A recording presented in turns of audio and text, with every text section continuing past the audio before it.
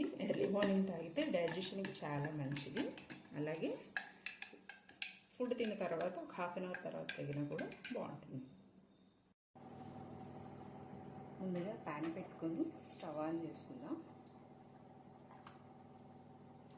Pan వేడయ్యాక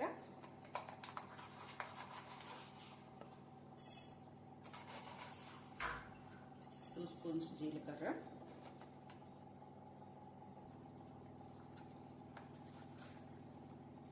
వాము,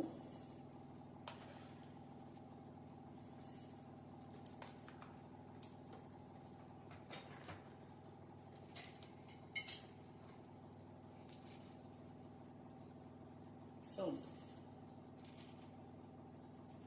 equal క్వాంటిటీలో తీసుకోవాలండి. ఇప్పుడు దీన్ని ఫ్రై చేసుకుందాం.